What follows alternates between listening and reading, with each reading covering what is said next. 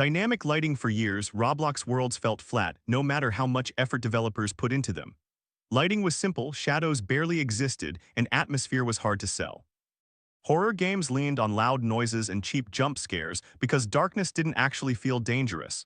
Realistic games looked fake because nothing had weight or depth. Dynamic lighting changed how developers thought about space. Darkness finally had purpose. Light could guide attention. Shadows could build tension. Environments began to feel like real places instead of just maps. Horror shifted toward slower, psychological experiences. Roleplay and realistic games reached a level of immersion that wasn't possible before. But the update also raised expectations permanently. Older games suddenly looked outdated. Visual quality became mandatory, not optional. Devices that couldn't handle advanced lighting struggled. Roblox stopped being visually equal across the platform. Dynamic lighting didn't just improve graphics, it split Roblox between games that evolved and games that were left behind. Roblox Premium Builders Club was more than a subscription, it was a symbol. It meant you were part of Roblox culture, especially if you'd been around a long time. It felt earned, not bought. When it was replaced by Premium, the change wasn't loud or dramatic. It was quiet, which made it feel stranger. Premium simplified everything.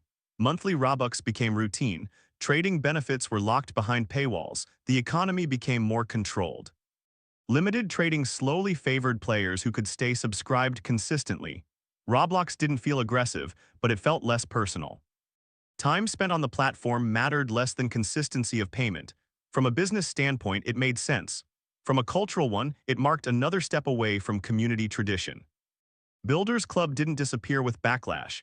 It disappeared as a sign that classic Roblox values were giving way to efficiency. UGC Catalog before UGC, avatar customization felt limited but intentional. With UGC, the catalog exploded almost overnight.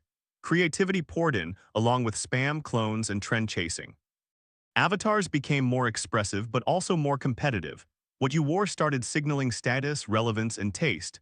Certain items became social currency. Trends moved fast and standing out became harder. Social spaces started feeling more like fashion showcases than game lobbies. Gameplay didn't disappear, but attention shifted. Players spent more time customizing than playing. Identity became visual first. UGC made Roblox feel more alive and more performative. Being noticed became just as important as participating. Byfron Anti-Cheat for years, exploiting felt unavoidable. Most players accepted cheating as part of Roblox. Games were built with that assumption. Roblox tried fixes, but none of them stuck. Enforcement felt weak and exploiters felt untouchable. Byfron changed that almost instantly. Exploits that worked for years stopped overnight. Free cheats vanished. Paid cheats became risky. Exploit developers lost control. For the first time, Roblox felt like it was enforcing rules instead of just listing them. Cheating didn't disappear, but power shifted back to developers and fair players. Competitive games became playable again. Trust slowly returned. Byfron marked the moment Roblox finally acted like a platform willing to defend itself. The shift to experiences wasn't just branding, it revealed Roblox's long-term vision. Roblox stopped prioritizing winning, completion, or progression. It focused on presence. Hangouts, concerts, branded events, and endless social spaces became the norm. Games were designed to keep players online, not challenge them. Time spent became more valuable than skill or mastery. This shift explains most modern Roblox decisions. Monetization, UI changes, events, and updates all support staying rather than playing. Roblox no longer wants to be something you visit occasionally. It wants to be somewhere you exist. R15 Avatar early Roblox characters weren't meant to feel human. They were stiff, blocky figures with awkward movement and nobody complained. That limitation shaped the platform. Developers built games knowing avatars couldn't bend naturally. Combat was simple. Parkour relied on forgiving physics. Animations were symbolic, not realistic. Roblox didn't try to feel real, and that was part of its charm. R15 didn't just add more body parts, it changed the philosophy of character design. Avatars could bend, rotate, line, and sit in human-like ways. On paper, it sounded better. In practice, it felt wrong. Old games broke in subtle ways. Combat became inconsistent. Animations clipped or felt unfinished.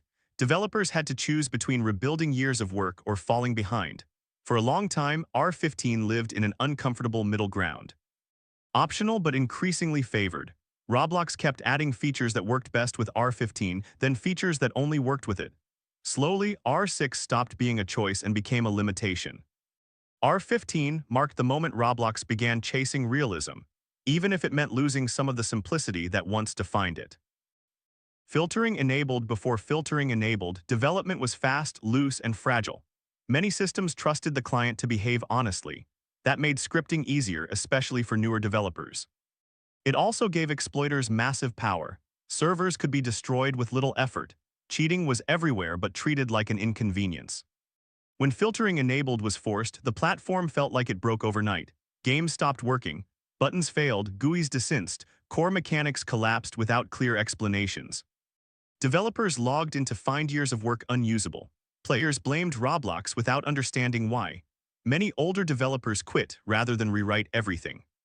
What made filtering enabled so controversial wasn't just the damage, it was the lack of concern for legacy content. Roblox didn't slow down to protect old games, it moved forward and let them die. But without this change, Roblox wouldn't have survived. Economies couldn't be trusted. Fair competition was impossible. Large multiplayer experiences would have collapsed under exploit abuse. Filtering enabled caused massive short-term harm, but became the invisible foundation modern Roblox depends on. Developer exchange, DevEx early Roblox development felt personal. People built games to experiment, learn scripting, and share ideas. Popularity felt rewarding on its own. Robux were points, not money. Even successful games didn't feel like income. Creativity came first. DevEx changed that completely. When Robux became real money, development gained weight. Time spent building became time spent working. Games became investments. Studios formed. Teams hired specialists. Updates followed schedules. Decisions were driven by metrics instead of curiosity. This opened doors that didn't exist before. Developers could make a living. Games reached levels of polish that were once impossible, but pressure followed. Games became grind-heavy. Monetization grew aggressive. Design revolved around retention, not experimentation. DevEx didn't kill creativity, it forced it to compete with profitability. From that point on, Roblox development stopped being just about what was fun to make, and started being about what could survive financially.